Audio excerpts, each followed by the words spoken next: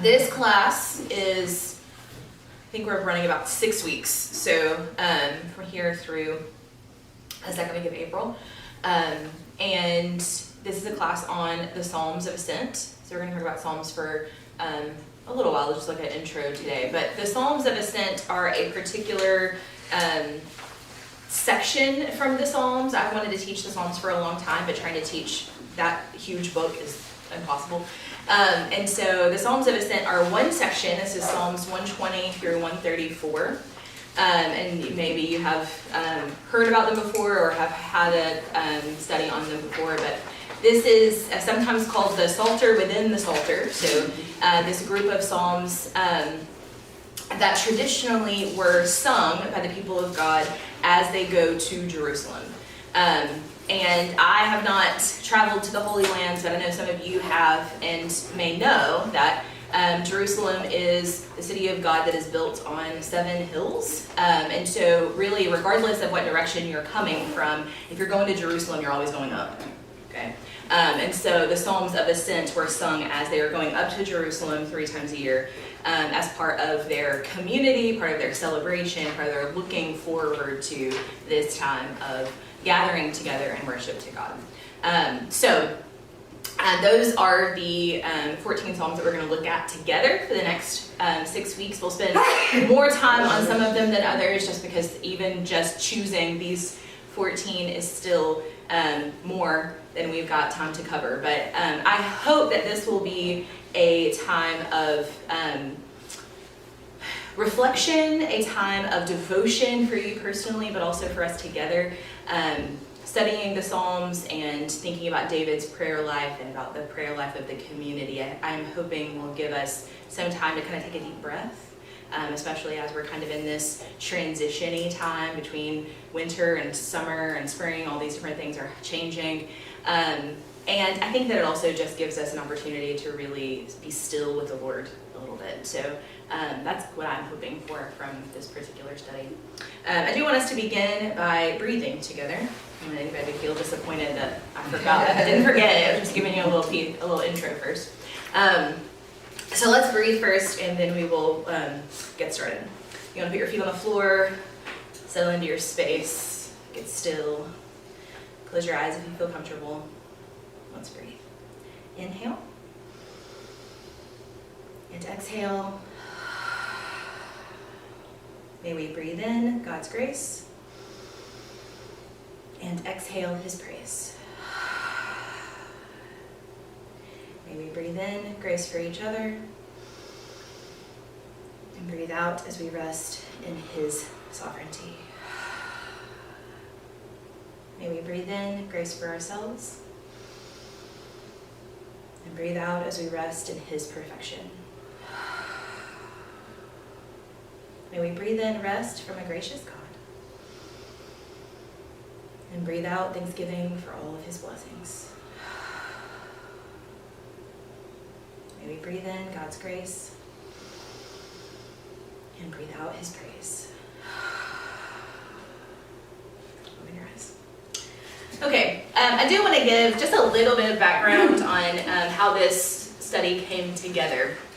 I've wanted to teach a class on the Psalms for a really long time, and there's not been like the right time and the right sort of grouping of content. It hasn't really settled just right yet, and so I'm really thankful that this has come together this year. But many years ago, when I was teaching at Harding Academy, I was tasked. I taught 10th and 11th grade English, and teaching poetry to high school kids is like pulling teeth. It was worse than teaching Shakespeare, which I love. But kids would just come in and I'd be like, we're going to talk about poetry today, and every one of them completely checked out immediately, like they're just done. And some of you may feel the same way, like poetry, I don't know about that. I can't get to it. It's difficult to access sometimes. I think we make it more difficult than it is because it is unfamiliar to us. And so I spent several years trying to figure out how to make poetry a little more fun. We would do activities in class. We do all sorts of different things to try to kind of get in so it didn't feel quite so scary to them. But I was always looking for a new way to really make this content accessible. And once upon a time, I don't have a good timeline for this, but also several years ago, and Logan Thompson was still here, there was a series of classes, and I can't remember all the details, but I feel like it was either like a Sunday night or a Wednesday evening kind of class. And Matt was doing a series, and Logan taught a one-time standalone lesson on poetry in the Bible. It was like over here in the fellowship hall. I don't know how many of you were there. But from that class, I thought, this is the answer I've been looking for. Like, this is the way I need to be teaching poetry to these high school kids. And I was very glad for and thankful in so many ways for the gift that I could teach it just exactly the way Logan had taught it at Writing Academy, in a way that I didn't have to do a lot of adjusting like our public school teachers would have to do.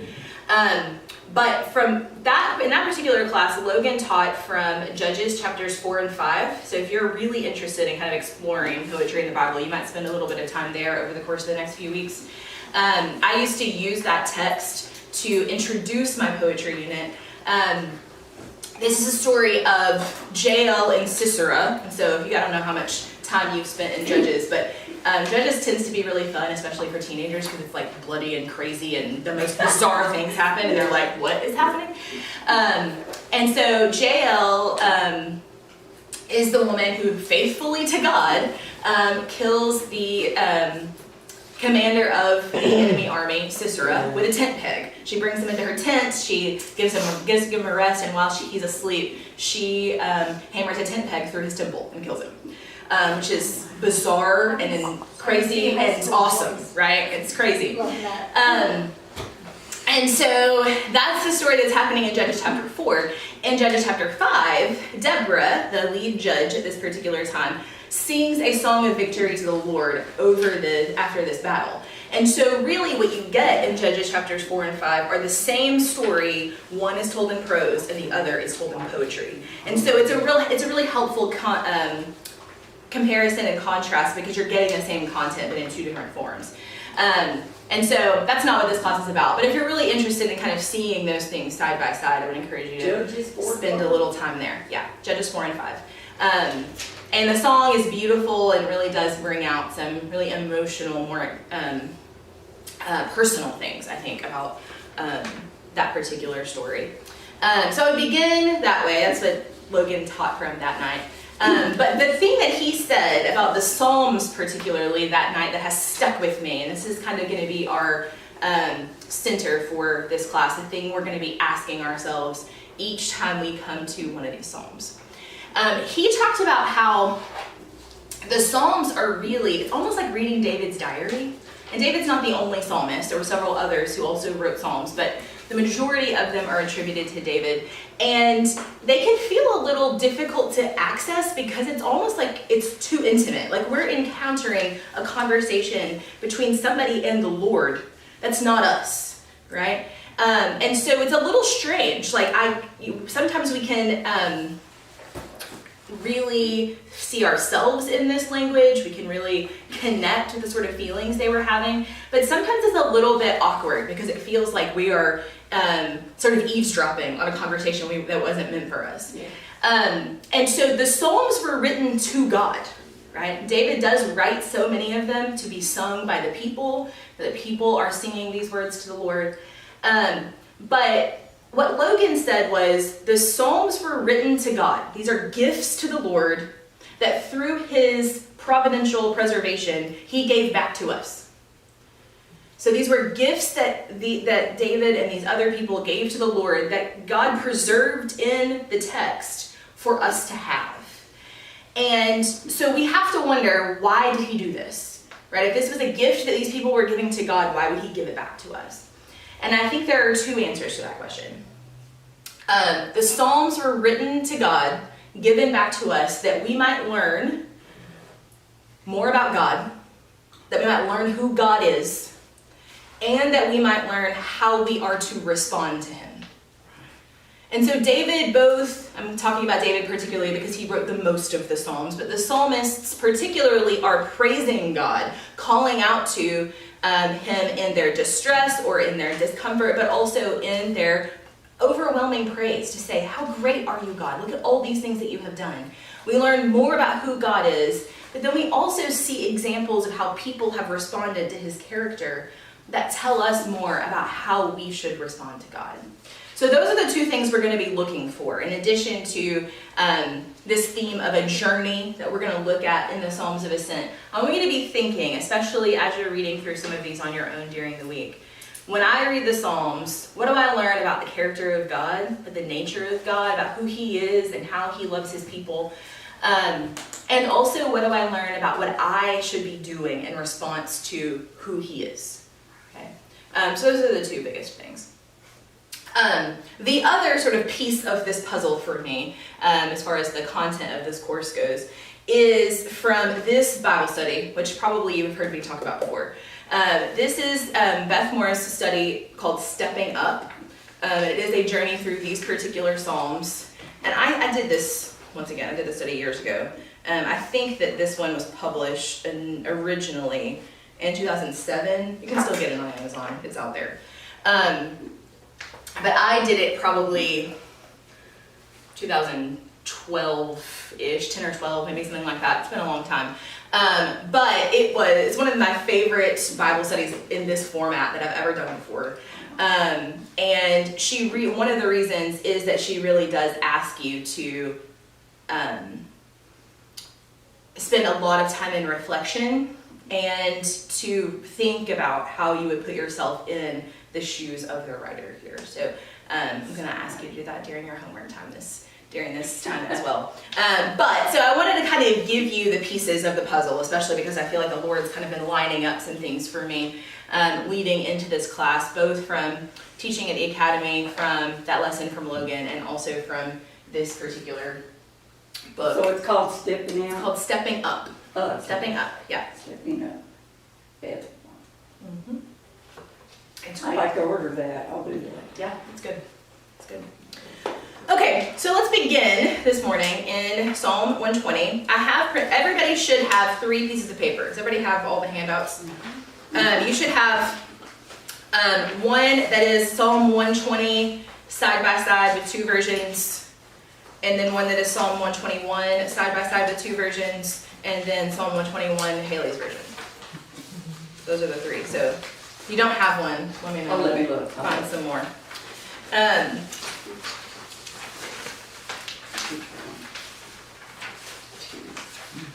Okay, so I mentioned before that the Psalms of Ascent, Psalms 120 through 134, are the songs that the people of God would have sung at times of celebration, primarily during the times when they were going to Jerusalem for the required feasts each year.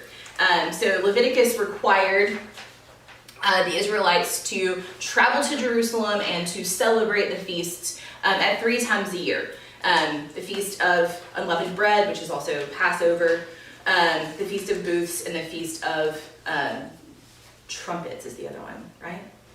I always think about Booths and Tabernacles, but Booths and Tabernacles is really the same one. So Trumpets, I think, is the other one. 3 times a year, they would make this pilgrimage from wherever they were to honor God, to present their sacrifices, to gather as a community to worship, as was commanded by God. Okay? They also probably sang these songs at other times of celebration, maybe when Solomon dedicated the temple.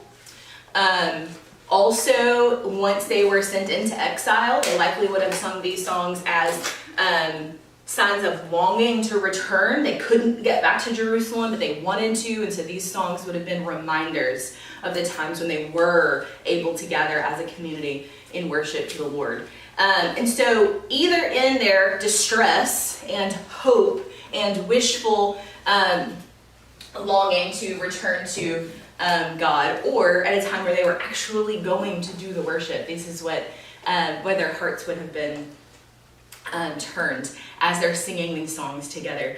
And I just love the vision of that this great crowd of people on this very long journey, for a lot of them did not live very close to Jerusalem and would have had to make days or weeks long journeys, often on foot. just to get to the house of the Lord, and to think about all of them being together, looking forward to being together, looking forward to worship, and singing along the way. I think it's just a really beautiful image of the people of God. And it's interesting to me, I've been thinking a lot in the last couple of weeks about what else we do that kind of feels like that. Because it seems a little strange to me sometimes that often church can feel like another thing we have to schedule, another thing we have to do, not necessarily something we get excited about doing, right? But I do think that there are times where we sing like this and are really excited to be the people of God. I think about VBS, right? Yeah, like there's just like a vibe when you start singing at VBS, right? Even the adults in the room remember what that's like. And it's just exciting. Like everybody's really excited to be there.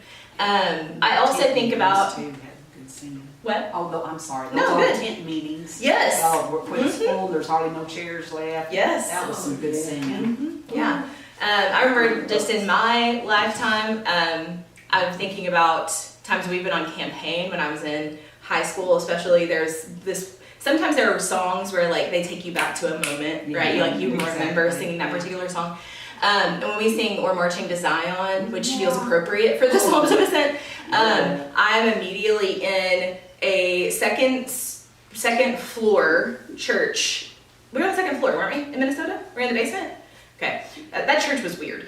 Like the church, like you went in downstairs and there was stuff, but like the auditorium was on the second floor. It was like a weird thing. Anyway, we were in Minnesota, Candy-O-High, Minnesota.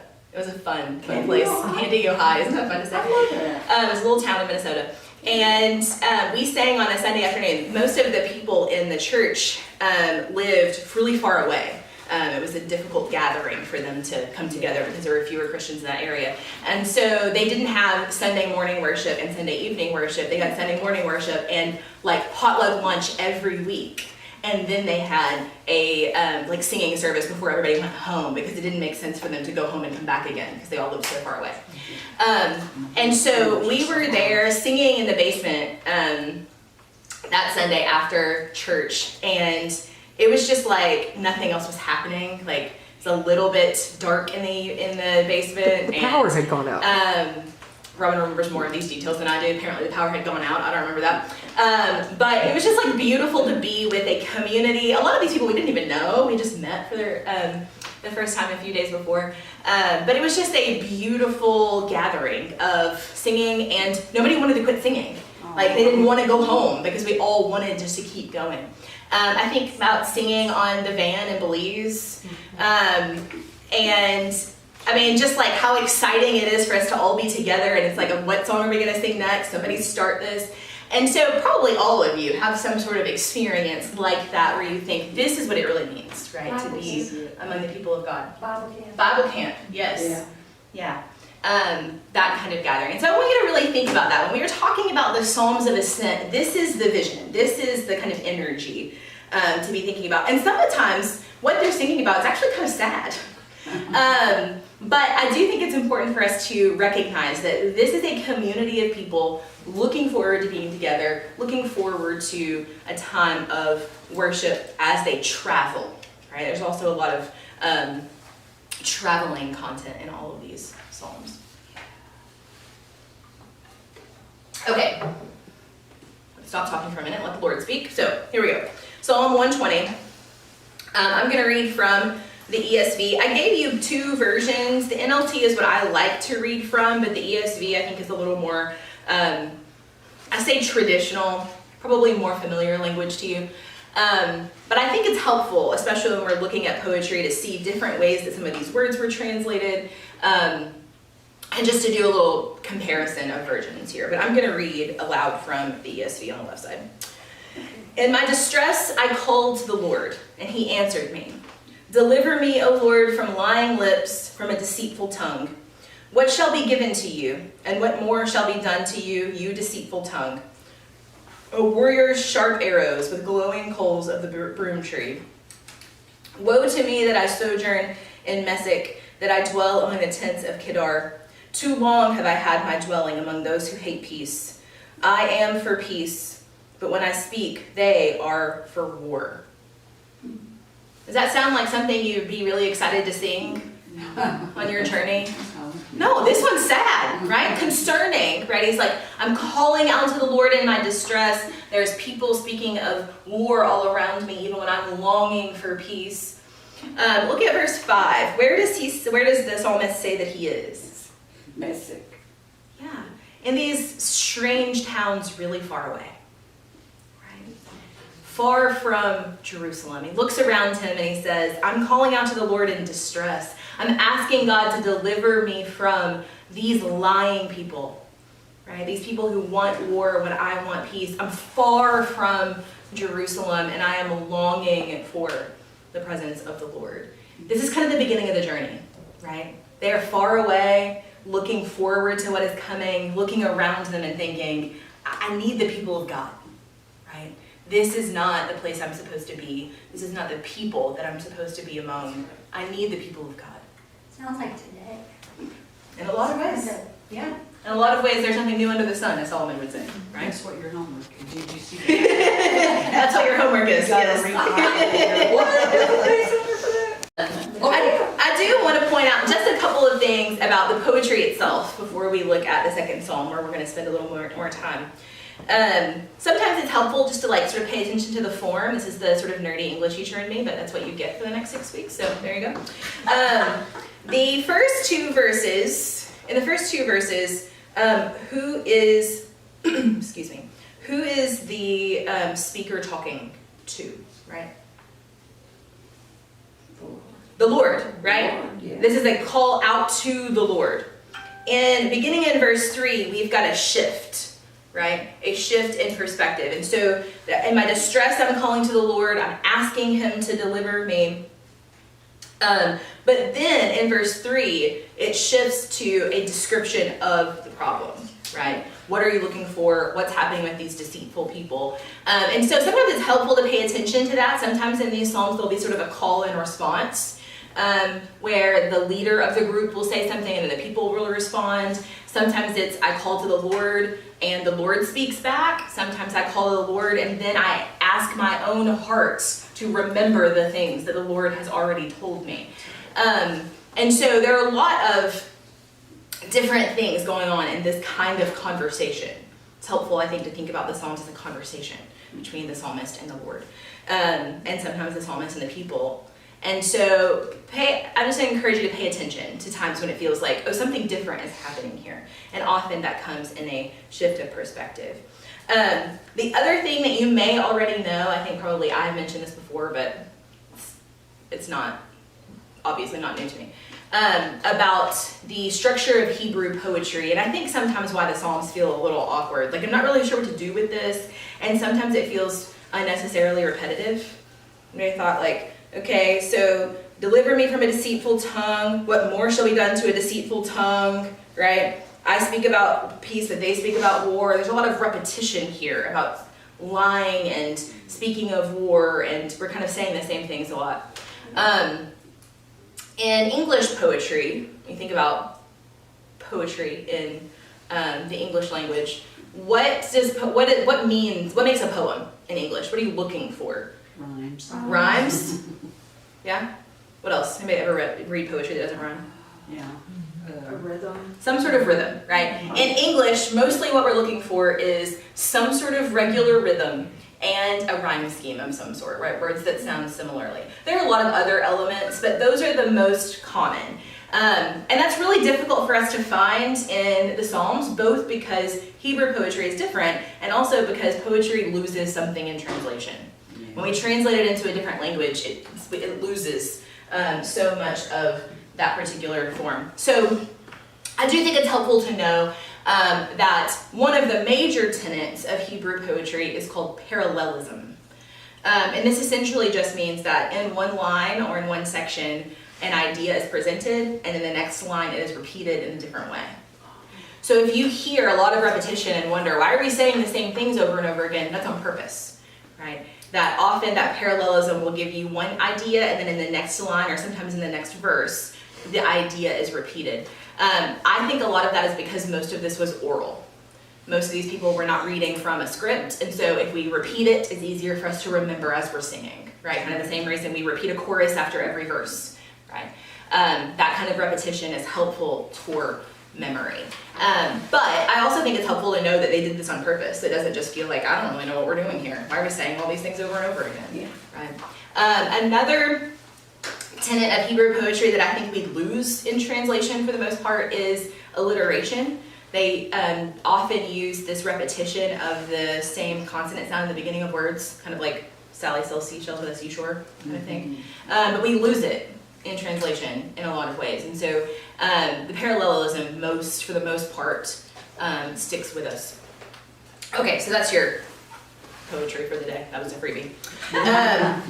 Okay, so Psalm 120 is where we begin. And I kind of imagine if we're thinking about these Psalms as a journey, Psalm 120 is beginning. We're at home, we're looking around ourselves going, I need the people of God. This is not where I need to be, right? This is not my home. I'm too far away from where I'm supposed to be. So let's look at Psalm 121 on your next handout.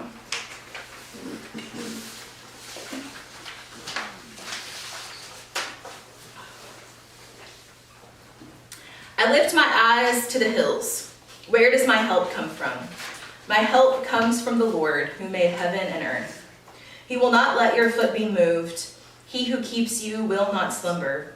Behold, he who keeps Israel will neither slumber nor sleep. The Lord is your keeper. The Lord is your shade on your right hand. The sun shall not strike you by day, nor the moon by night. The Lord will keep you from all evil. He will keep your life. The Lord will keep your going out and your coming in from this time forth and forevermore. So I think if we think about the beginning of this journey, looking around and saying, this is not my home, I'm ready to be among the people of God, the speaker then lifts his eyes up and thinks, how am I going to get out of here? Right? Yeah. Where does my help come from? And then he answers his own question. Right?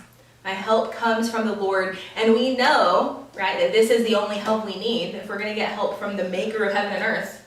Right? But you see that repetition, right? My help comes from the Lord. Who's the Lord? The one who made heaven and earth. Right? Gives you a little more description there. And then I imagine this as sort of he's reminding his own heart, right? That the Lord is not going to let you fall. You're about to embark on a long journey that's likely on foot. We're going to have to climb some hills and go through some really difficult terrain. You're likely going to be in some dangerous places, maybe, stopping in the outskirts of cities along the way, or who knows what could happen in this kind of journey. But he is confident that God is going to keep him safe, right? He's not going to let your foot stumble. And we know that we are safe, right? Because our God doesn't what?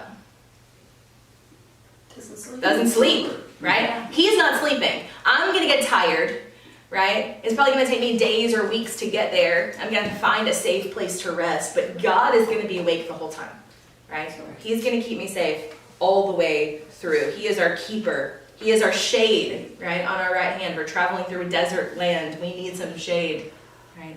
That the Lord is where we find protection. The Lord is where we find rest. The Lord is where we find relief, right, from the difficult journey. I was very interested in the translation differences on this particular psalm. I don't know how this strikes y'all, but especially really it begins about verse 3. We get this repetition of this language about God watching over us, right? In the NLT, the translation is often watches, right? And just for the record, I have no Hebrew or Greek training, so I'm just doing the best I can up here. And if you speak Hebrew, raise your hand. Tell me what to do, because I don't know. But Girl. it is interesting to me that we do have the word watch in the NLT in several places, right? He keeps watch, he watches over us. But I actually like the ESV a lot better here because there's something more intimate and also a little more forceful about the word keep, right? It doesn't say he doesn't just say he's watching me, right? Yeah. In verse 7, it says, he will keep your life, right? And if I think about the things that I want to keep, right? I hold them tightly, I take good care of them, I put them in prized places where they're protected, right? things that are valuable to me that I want to keep forever, I keep them close to me, right? And so if God is keeping my life, he's holding it carefully and tightly and close by. He's not just watching me out there, right? And so I really like that additional feeling we get from the word keep, that he will keep your life and that he keeps your going out and your coming in forever, right? Not just on this particular journey, but forever.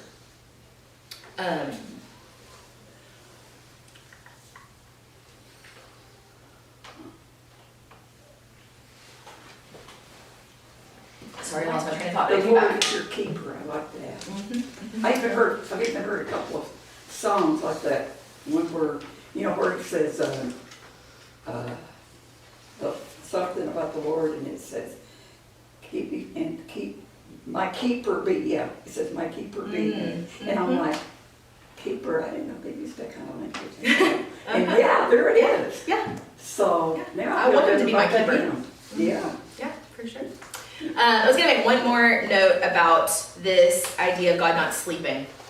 I think that it is, was even more important during this time, especially in a time of other gods, right? That there are these other gods around them from the other peoples. And that often the other gods were characterized like humans, right? That they would do things that seemed like humans. And this actually reminds me of the story of Elijah on Mount Carmel, where he brings up these prophets of Baal and sets up these two altars, and basically he makes this God contest, which I have a lot of questions about, right? The Lord says Jesus says you should not test your God, and Elijah's like, come on. So I'm interested to know how all that worked out, but he sets up this contest. So he builds one altar for the Lord, one altar for Baal, and he lets the prophets of Baal go first, right? And so they dance around and they call out to Baal and they cut themselves and they do all these things in worship to God and to worship to Baal, and nothing happens, right? They call out for the fire, and Elijah's on the side heckling them, right? Mocking them. He's like, probably Baal's sleeping, right? Maybe he went on a trip. Maybe he can't hear you anymore because he's too far away. He's on the toilet. Yes, maybe on the toilet, right? He's not paying any attention to you. And then the end of the story, obviously, is that God comes down and, wipes the altar away. But it is, this is an element of this sort of contest, right? This obvious contrast between the Lord and the other gods, that God does not sleep, right? That he is watching, that he is keeping us all the time along this journey, that we don't have to call out to him, we don't have to hope we got on his schedule somehow, we don't have to hope that he's not distracted thinking about something else, but that he is with us all the time. And so I think it's important too for us to think about those sorts of elements when we hear this and think, oh, that reminds me of this story. That's good, right? That all these things are working together, and that's what the kinds of things the psalmist would have been thinking too. Okay, I am gonna stop for a minute for response or comment from you before I give some homework, or I'm thinking about calling homework experiments. But I'm gonna stop talking for a second. Good girl. I love that. Don't know what she's gonna do now. Yeah. Anybody have a question or a comment? Yeah, great. Hey, when we were in Israel, we went to church in Nazareth with the college kids and everything. And that congregation, or the preacher, asked that we sing songs with harmony, and for all of us to do a part. The Jews are taught to chant. There's no, it's just a monotone type thing. So he wanted us to let that congregation hear the parts. Yeah. And it was just so moving. And they just sat and listened. They enjoyed it. Yeah, that is really interesting. It is. The difference in the Jewish services, they chant. Yeah, and I think there's something valuable and something beautiful about both options. I think something beautiful about singing in unison or chanting all together as with one voice. But there's also something really special about harmony, that it shows us the diversity in community as well. Yeah, I was in this is a complete side note, but I was in chapel earlier this week, in a women's chapel at the university. And the woman who was speaking was talking about the story from Exodus 19, which you guys know Exodus is like my heart book, but I've never thought about this particular thing before. She talked about how there are so many miracles in the book of Exodus, crossing of the Red Sea, all the different plagues, Moses talks to the Lord in the burning bush, all these different things.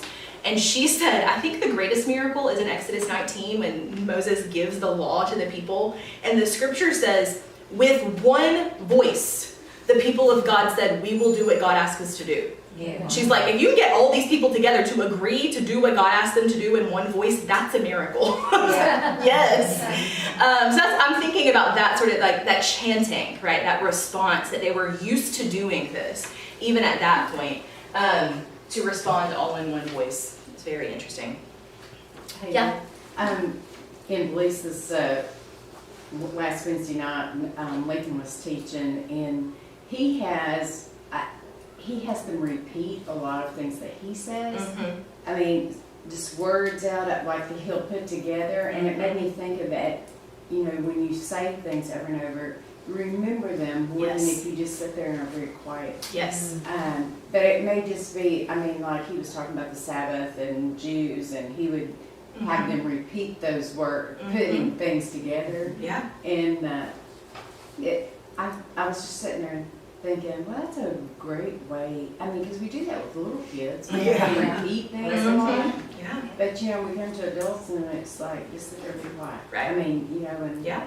I know, it's like when you go to teenagers retreats, Mm-hmm. I'm like, why don't we just do this all the time? Yes. You know, why can't we be excited and why can't we Yeah. be happy that we're there? That's right. Yeah. It just kills me. That's We'll just true. all be singing, you know, some real joyful song, but the way we're singing it, like if Like a it's stranger friends. come in, they'd be like, you know, is this a Funeral. funeral? True. We're scared to, True. Yeah. you know. Yeah. Or like, used to go to a church that had art, well anyway. But if we were singing the song real good, we'd just keep singing it or sing the chorus, you know, multiple Yeah. times or something, you know. Mm-hmm. And, Like singing in Yeah. or in chapel with Terry Davis. Yeah. I will be the chorus to them. Sometimes you know, you can have wonderful song leaders in your congregation, but sometimes you're so used to them, and then when a guest song leader comes in, it's like, especially in the church in Raleigh, occasionally we would have Keith Lancaster come. What a gift. Oh my goodness, because Yeah. he would actually take people, okay, I want all the sopranos to sit Yeah. here, I mean, in the auditorium, so, yeah, all these people are moving around, you know? that's my And grandfather used to do it's so that. cool. If he was leading singing, he'd be like, okay, all you people sitting back here, move over here. Or he'd be like this. A song come up with a bass lead. He's like, where's my basses? He'd make you raise your hand. He wanted to see if there was enough people to sing it. And he'd Yeah. be like, you know, if it was a small place, you know, y'all can sit together and, Yeah. yeah. it's Yeah. pretty All those cool. things make a difference for sure. Yeah. Okay, we just have a couple of minutes left, so I'm going to give you your challenge if you wish to accept it. I was trying to think about this. Like, some people want homework, right? The last class I taught, Lisa was like, can you give us some homework? And I was like, I'm always scared to do that because I'm afraid people don't. We're like, I'm not coming back to that. It's making me do extra stuff.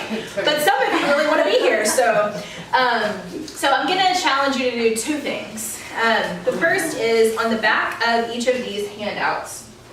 And this came from Beth Moore, so I didn't dream this up. But I've given you just space, and you can do this wherever. If you'd rather do it in a journal or do it someplace else as part of your regular Bible study time, that's your business. But in this book, the thing that Beth took us through was to read and really like focus on, take notes on, identify the sorts of things we saw in each version here, which we've kind of done together out loud.